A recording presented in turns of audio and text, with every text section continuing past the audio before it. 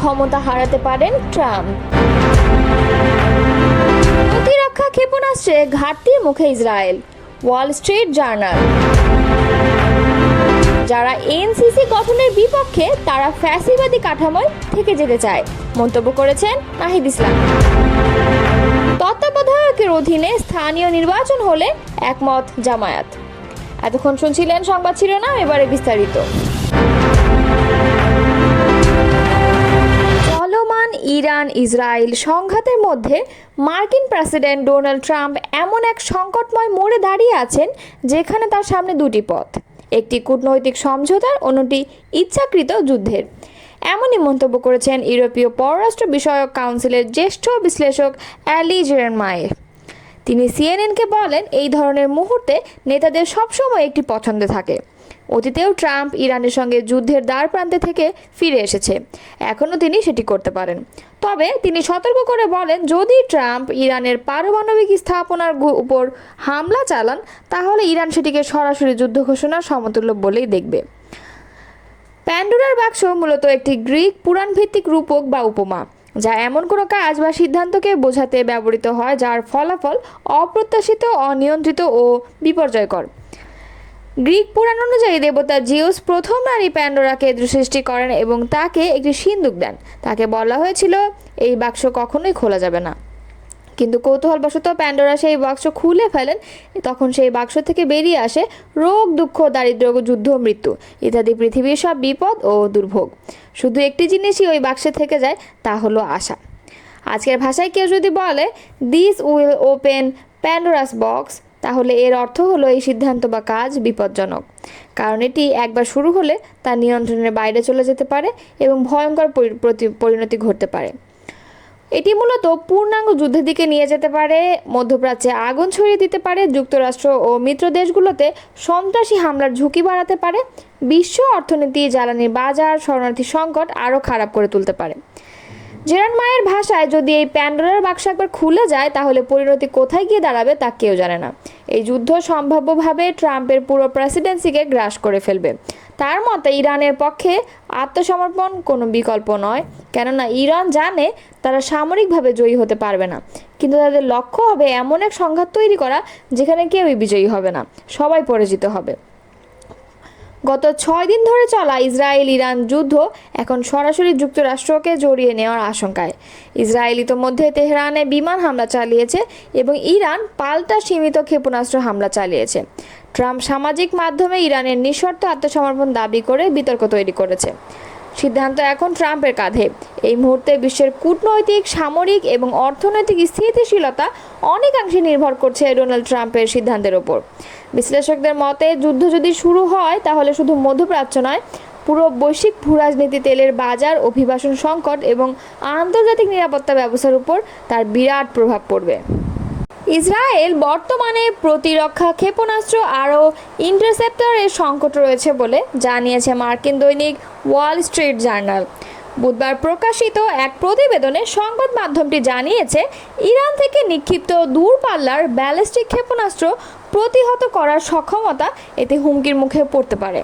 পত্রিকাটি যুক্তরাষ্ট্রের এক কর্মকর্তার বরাত দিয়ে জানায়, ওয়াশিংটন বেশ কয়েক মাস ধরেই ইসরায়েলের এই সক্ষমতা সংকট সম্পর্কে অবগত। যুক্তরাষ্ট্র ইসরায়েলের প্রতিরক্ষা ব্যবস্থাকে শক্তিশালী করতে হলে সমুদ্র ও আকাশপথে অতিরিক্ত প্রতিরক্ষা প্রণালী মোতায়েন করছে। তবে ইসরায়েলি সামরিক বাহিনী তাদের গোলাবারুদ সংক্রান্ত বিষয় নিয়ে কোনো মন্তব্য করতে রাজি হয়নি বলে প্রতিবেদনে জানানো হয়েছে। এদিকে গত রাতে ইসরায়েলের দিকে হাইপারসনিক ক্ষেপণাস্ত্র ফাত্তাহ-1 নিক্ষেপ করা হয়েছে বলে জানিয়েছে ইরানের ইসলামিক রেভলিউশনারি গার্ড কোর। এক বিবৃতিতে আইআরজিসি বলেছে, তাদের শক্তিশালী ফাত্তাহ ক্ষেপণাস্ত্রগুলো ইসরায়েলের ক্ষেপণাস্ত্র প্রতিরক্ষার ঢাল ভেঙে দেশটির আকাশের উপর সম্পূর্ণ নিয়ন্ত্রণ আনতে সক্ষম হয়েছে। সিএনএন জানিয়েছে, ইরানের আধা সরকারি মেহের সংবাদ সংস্থা দাবি করেছে ইরান ইসরায়েলের দিকে ফাত্তাহ ক্ষেপণাস্ত্র নিক্ষেপ করেছে, তবে এই দাবির সত্যতা যাচাই করা যায়নি। 2023 সালে ফাত্তাহ ক্ষেপণাস্ত্র উন্মোচন করে ইরান। ইরানের সর্বোচ্চ নেতা আয়াতুল্লাহ আলী খামেনি ক্ষেপণাস্ত্রটির নামকরণ করেন। আইআরজিসি এই ক্ষেপণাস্ত্রকে ইসরায়েল বিধ্বংসী বলে উল্লেখ করেছেন। এটি উন্মোচনের সময় ইরানের রাজধানী তেহরানে একটি বিশাল ব্যানার টাঙানো হয়েছিল, যেখানে হিব্রু ভাষায় লেখা ছিল 400 সেকেন্ডে তেল আবিবে। অন্যদিকে গত কয়েক ঘন্টায় দেশটির বিমান বাহিনীর 50টিরও বেশি যুদ্ধবিমান ইরানের অভ্যন্তরে হামলা চালিয়েছে বলে দাবি করেছে ইসরায়েলি সামরিক বাহিনী। ইউরেনিয়াম সমৃদ্ধকরণের একটি গুরুত্বপূর্ণ অংশ সেন্ট্রিফিউজ উৎপাদন কেন্দ্র এবং দেশটির বেশ কয়েকটি অস্ত্র উৎপাদন কেন্দ্র লক্ষ্য করে এই হামলা চালানো হয়েছে। প্রসঙ্গত, গত 5 দিনে ইসরায়েলের বিমান বাহিনীর গোলাবর্ষণ এবং ক্ষেপণাস্ত্র ড্রোন হামলায় নিহত হয়েছেন অন্তত 585 জন। এছাড়াও এই ঘটনায় আহত হয়েছেন আরও 1326 জন। যদিও ইরান সংঘাতের ঘটনায় নিয়মিত মৃতের সংখ্যা প্রকাশ করেনি। গত সোমবার প্রকাশিত সর্বশেষ হালনাগাদে মৃতের সংখ্যা 224 জন এবং আহতের সংখ্যা 1277 জন বলে জানানো হয়েছে। জাতীয় নাগরিক পার্টির আহ্বায়ক নাহিদ ইসলাম বলেছেন, কয়েকটি রাজনৈতিক দল সাংবিধানিক কাউন্সিল গঠনের বিপক্ষে মতামত দিয়েছে। আমরা বলতে চাই, যারা এনসিসি গঠনের বিপক্ষে তারা মূলত ফ্যাসিবাদী কাঠামোয় থেকে যেতে চান। বুধবার রাজধানীর ফরেন সার্ভিস একাডেমিতে জাতীয় ঐক্যমত্য কমিশনের সঙ্গে রাজনৈতিক দলগুলোর দ্বিতীয় পর্যায়ের তৃতীয় বৈঠকের বিরতিতে তিনি কথা বলেন। অন্তর্বর্তী সরকারের উদ্দেশ্যে নাহিদ ইসলাম বলেন, আমরা জানতে চাই আপনারা কি আগের ফ্যাসিবাদী সরকারেই থেকে যেতে যাচ্ছেন? কয়েকটি রাজনৈতিক দল জাতীয় সাংবিধানিক কাউন্সিল গঠনের বিপক্ষে মতামত দিয়েছে। আমরা বলতে চাই, যারা এনসিসি গঠনের বিপক্ষে তারা মূলত চান যেন সরকার ফ্যাসিবাদী অবস্থায় থেকে যায়। নাহিদ ইসলাম বলেন, মানবাধিকার কমিশন থাকার পরও বিগত 16 বছরে তারা কোনো কথা বলেনি। দুদক ও নির্বাচন কমিশন তাদের কার্যক্রমে বিশ্বাসযোগ্যতা হারায়, কারণ তারা একটি দল ও ব্যক্তির আজ্ঞাবহতে পরিণত হয়েছিল। এনসিসি গঠনকে ক্ষমতার ভারসাম্য হিসেবে উল্লেখ করে নাহিদ ইসলাম বলেন, নির্বাহী বিভাগের অসম ক্ষমতা হ্রাস করতেই আমাদের নতুন বাংলাদেশের যাত্রা। তাই আমরা এনসিসি গঠনের পক্ষে মত দিয়েছি। তবে এখানে সশস্ত্র বাহিনীর প্রধান নিয়োগের ক্ষমতা থাকা উচিত নয়। পাশাপাশি এনসিসিতে রাষ্ট্রপতি ও প্রধান বিচারপতিকে রাখা উচিত নয়। এটি নিয়ে আরও আলোচনার প্রয়োজন আছে। রাষ্ট্রপতি নির্বাচনে ইলেকটোরাল পদ্ধতির প্রস্তাবকে নীতিগতভাবে সমর্থন জানিয়েছে বাংলাদেশ জামায়াতে ইসলাম। তবে তারা বলেছে, প্রস্তাব বাস্তবায়নের পূর্ব শর্ত হিসেবে স্থানীয় সরকার নির্বাচন হতে হবে তত্ত্বাবধায়ক সরকারের অধীনেই। বুধবার রাজধানীর বেইলি রোডের ফরেন সার্ভিস একাডেমিতে জাতীয় ঐক্যমত্য কমিশনের সঙ্গে দ্বিতীয় পর্যায়ের সংলাপ শেষে এসব কথা বলেন জামায়াতের নায়েবে আমির আব্দুল্লাহ মোহাম্মদ তাহের। তিনি বলেন, জাতীয় সাংবিধানিক কাউন্সিল গঠনের প্রস্তাব নিয়েও দলের অবস্থান তুলে ধরেন।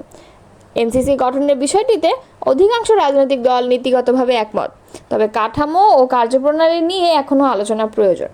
ঐক্যমত না হওয়া বিষয়ের ক্ষেত্রে গণভোটের আহ্বান জানিয়ে তাহের বলেন, যেসব বিষয়ে একমত হওয়া কঠিন সেগুলো নোট সহ জনগণের সামনে তুলে দিয়ে গণভোটে চূড়ান্ত রায় নেওয়া উচিত। জনগণই দেশের ভবিষ্যৎ ঠিক করবে। এদিন সংলাপ শেষে অংশ নেয় বিএনপি, জামায়াত ইসলাম, এনসিপি, ইসলামী আন্দোলন, নাগরিক ঐক্য, এবি পার্টি, বিপ্লবী ওয়ার্কার্স পার্টি, গণ অধিকার পরিষদ এবং রাষ্ট্রপতি নির্বাচন প্রক্রিয়া ও আগের অসমাপ্ত বিষয়গুলোর নিষ্পত্তি।